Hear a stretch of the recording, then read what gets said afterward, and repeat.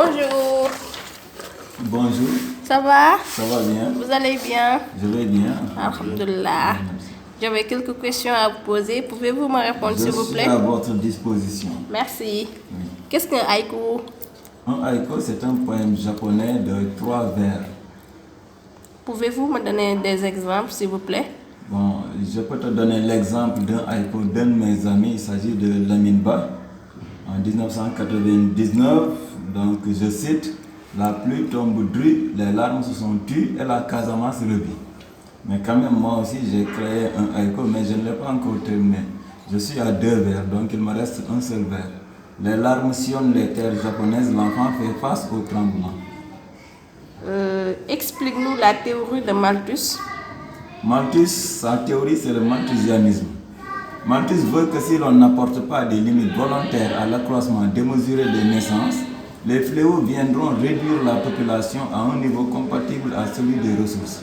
Mais il n'avait pas tenu en compte l'avancée technologique. Donc sa théorie a été battue en brèche aux États-Unis, en Inde et en Chine également. Merci. Quels sont les conseils que le juge Kebambey avait donnés lors de sa leçon inaugurale de Lucas II? L'éminent juge Kebambey, donc le père de Abdoul Mbaye, ancien premier ministre. Donc il avait dit il parlait surtout aux hommes politiques en leur disant qu'il faut que chacun de nous enterre ses ambitions personnelles pour le bien commun. Cultivons le courage, l'humilité, inventons un système qui ne récompense que le mérite, la probité, le travail.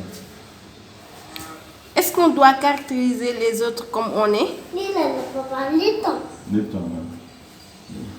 On pense et on caractérise les autres tels qu'on est, alors que chacun a ses propres paramètres d'appréciation qui sont conformes à sa vision et à sa culture. Merci. Nous revenons toujours au juge Kebambey à propos de l'éducation. À propos de l'éducation.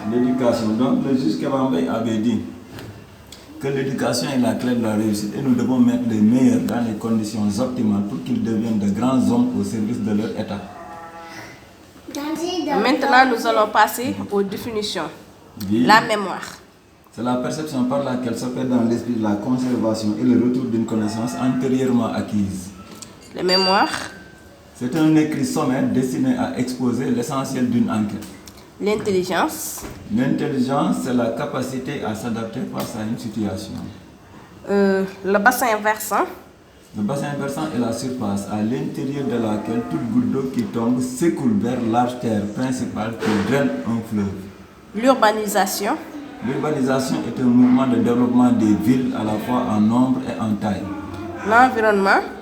L'environnement, selon Termissier, peut être défini comme l'ensemble, en un moment donné, des agents physiques, chimiques et biologiques et des facteurs sociaux susceptibles d'avoir des effets directs ou indirects, immédiats ou à terme, sur les êtres vivants et les activités humaines.